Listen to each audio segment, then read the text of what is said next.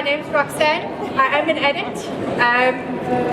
I found my addiction about 3 years ago, and my addiction is photography. I started out, sorry, I'm a little bit in the beginning because I'm like very nervous, so please forgive me. So I started out with photography at a point in my life where I had given up on everything. And I'm just going to give you guys a little bit of a background about myself before I get into why I shoot what I shoot, because I know that a lot of you wanted to know what on earth goes through my mind when I put somebody in a blood bath. Right. Okay. So. Okay, so just a little bit of a background about me. I'm a recovering addict. I've been clean for crystal meth for 3 years and 2 months now. My official addiction is photography, because photography is what saved my life. Besides my husband and all of that stuff, but that's just something. So I started out with somebody saying to me, oh gosh, I need somebody to do my wedding. I don't mind if you have a point and shoot, but I just need somebody to take my photos. I was like, okay, cool, no problem. And I went out the entire week before that wedding with a little point and shoot, and I scouted every nook and cranny, every corner that I could find of the place where they were going to do their wedding. And I took photographs and I downloaded the classic Picasso, and I was like, man, I'm the bomb! I am the shit. Sorry. And I figured, you know, I found passion in something that I had no point in my life thought could become something that I could make my living. I always thought, oh my gosh, you have to study, you have to have a degree, like being a doctor, and it cannot possibly be something that you can just be talented in. And I took these wedding photos and I fell in love.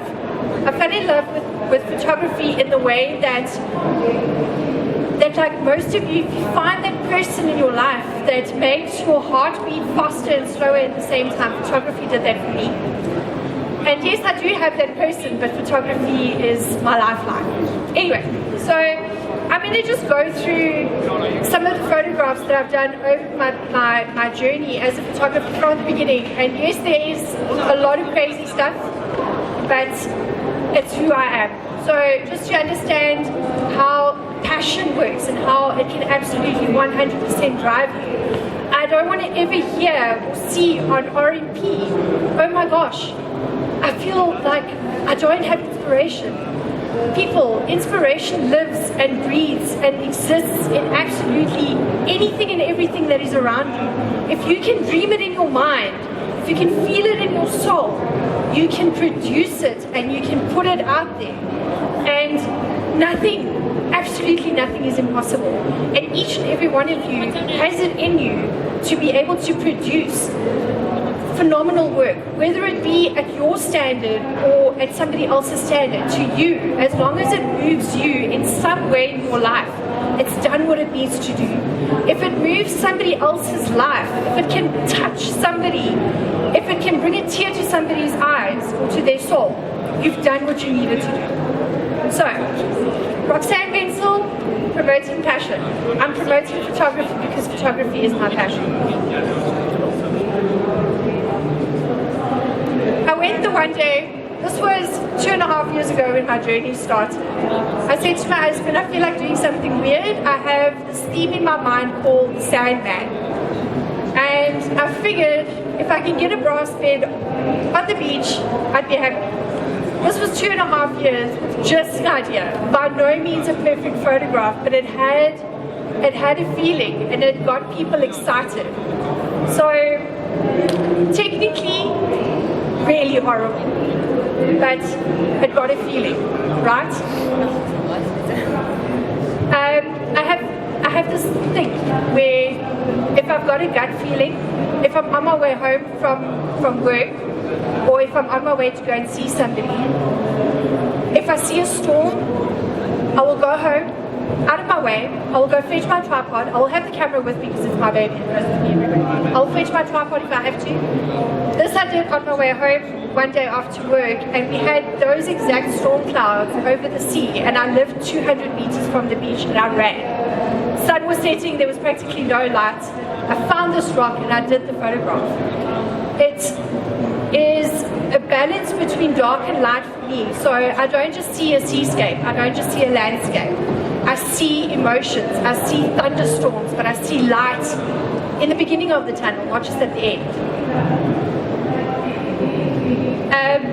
For those of you who do know me, when I started out with photography as a hobby, it was like one of those things where I was just going to do it for fun. And the one day in midsummer at 3 o'clock in the afternoon, I said to my husband, okay, I'm off, I'm going to go chase the sunset. And so I did. I drove all over East London for 2.5 hours searching for the perfect spot to take a photo. And it took me to this place, which is only 30 k's from, about 15 k's from where I live. So I went all the way to the other side just to come back to where I was. And it had the Pam Golding sign in it. That was the Saturday. The Monday I went and dropped the photograph off with Pam Golding, and I said to them, you know what guys, I don't want any money for this. I just want, if you do decide to use it, I just want the credit for it. So 2 weeks later, I get a phone call from the principal of the East London branch, and she says to me, I want you to come and see me. And I'm like, oh my gosh, am I in trouble? Was I not allowed to say, but this thing is in public, I'm allowed to, I'm going to. And as I sat down, she says to me, what are you doing for a living? I'm like, well, I'm a dental assistant, I don't really have a full-time job, I can't get a job, nobody would actually give me work. And she says to me, I want you to come work for me full-time, I want you to do my real estate. So I was like, I've never done real estate photography in my life, I've only been doing photography for like 3 or 4 months. So I want you to come work for me. And here I am, 2 years, 4 months down the line, I'm working full-time for East London, for Pam Golding East London. So this took me into saying, okay, I'm going to take photography serious. This is my life. The shit's getting real, you know? I've met some really amazing people in my short career, and just getting to know people in general where I live and so on. And for me, photography started out as finding who you are and where you want to be is key. Who inspired me? When I started out, I thought I want to find someone whose work I like, and I want to go from there. I want to find my own style, and I want to find who I am. So I found this phenomenal photographer by the name of Brooke Shaden. I don't know who of you guys are familiar with. I get goosebumps just thinking about this woman's work. It is insane. This woman has the ability for me to bring a person to tears because of some of the stories that she tells, the photographs that she does. They are dark as hell, which I love, but you can literally live yourself into what she does. And I tried to be artistic. This was one of the first photo shoots I ever did, but I still love this photograph because to me it tells a story. So I decided that I needed to find out who I was and what I wanted to do. This is Christy. This was just to give you guys a little bit of a before and after. This was taken about 6 months before that photograph. I wanted to try, and I think it was Emily Soto, I tried to go that route because being part of some of the groups that I was part of, you had to either be in a certain clique or you weren't accepted. When I joined one of the photo clubs that I was part of, it was like, no, fine art really wasn't accepted. So you had to either take photographs of pretty flowers or like bees or whatever, and I wasn't like that. So I carried on, but I did try and change. So this was done in my backyard, which I thought at the time it was really good. Then I decided, well, I might as well go a little bit crazy, and we went for the crazy housewife. I dressed my friend up like a hillbilly. We cut the guy's t-shirts. We had a whole horde of people around us when we did the shoot. It was phenomenal. She did eat some of those cheese balls that were on her skirt. The ones in the grass we left for the birds, please. You know? But I tried to not lose too much of myself. I've made some amazing friends along the way. This is one of the horses. Whenever I was in a bad mood on my way home from work, I would always stop and I would go and say hello to this horse, because he would always come up to the fence because he would give me love. So this day he wanted to take a selfie with me. He insisted. And please note, my hair was pale golden color, like a pretty. And then this young girl started shooting with her quite a while ago, right at the beginning, and I've always had this feeling of wanting, obviously, like I said, just telling a story. And with this, it was about a young girl lost in a world of things that we don't know. Unfortunately, I didn't have a forest, so I just put her in a bunch of vines. And at the time, it worked for me. But just to show you like a difference between 2 years ago versus now, this is the same girl that I shot about 4 months ago. And with this, I just want to show you that if you push yourself hard enough, if you are driven by something that if you want to make this your living, if you want to be driven by the passion of doing something that you love, anything is possible. Because if you can see the difference between that and that only 2 years later, you know, it's a lot of people, you know, that I've known, it's taken them like a lot longer to make the difference. So this photograph, Yvette, I don't know if you are here. This photograph was inspired in a time when I'd lost somebody, and I wanted to emulate feeling the loneliness and being by yourself, but still having that person around you. So the open space for me represents the lost soul. This was taken at one of the title pools in Geneva. I don't know if anybody knows East London at all. But to me, storytelling is possible. You don't have to have a lot, but it is possible. With this one, this was the same girl that I shot in the beginning. This was the beginning era of me going towards it really sucks. Like my technical and editing ability with this really sucks. But it was my first composite that actually worked, kind of. And it was my first step towards finally like going towards the Brook Shaded feel of my work. And I'm actually still quite far away from that. With this image, I kind of just want to dedicate this self-portrait that I did. Having the right friends and having the right people in your life is really important. And then us as photographers, having photographers that back us up, that encourage us, and that are just there for us, it's really important. And most of you know Alan Riedel.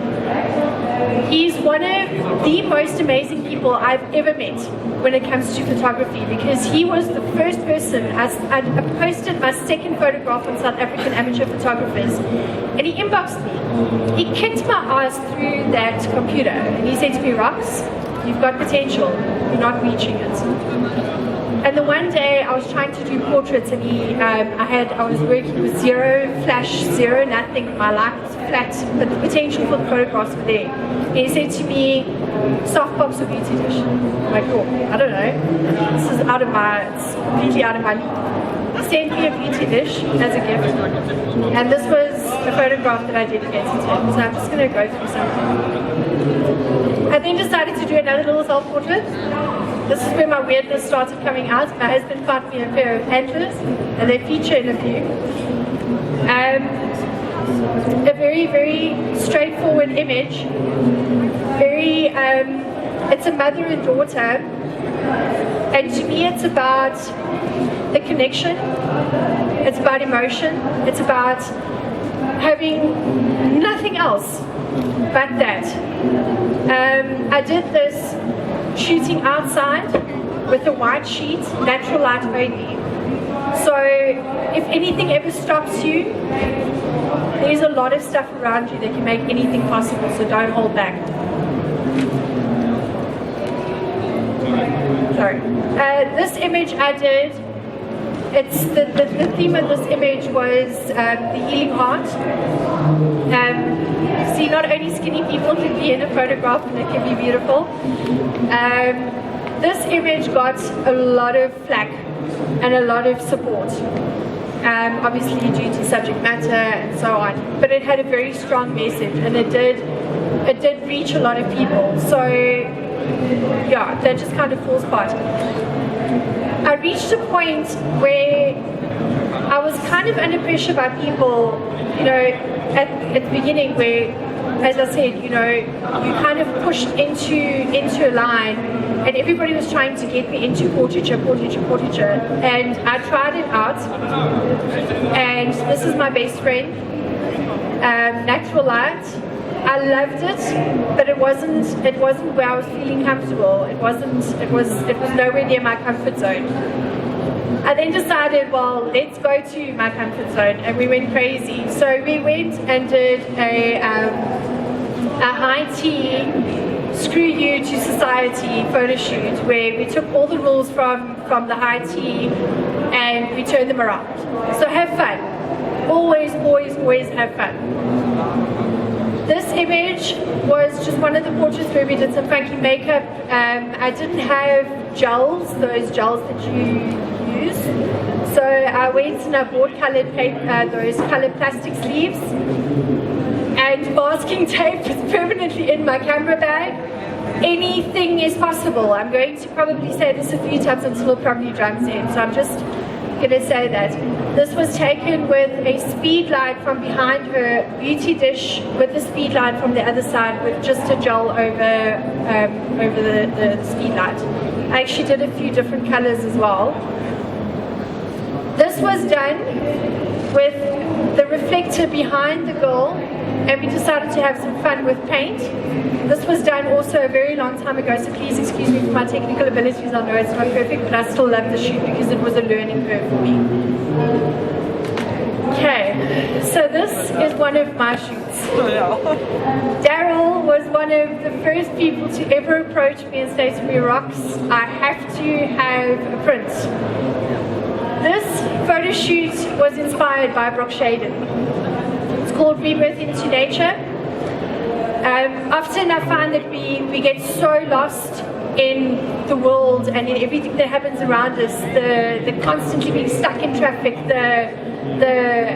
know, being at the office and not wanting to be there. So for me, this was about reconnecting. It's about getting lost in who you are, not just nature, but the nature of self. It took us 2.5 hours to prep for this photo shoot. It took us 20 minutes to shoot. So, yeah. So this is just one of the series, and this was when I actually learned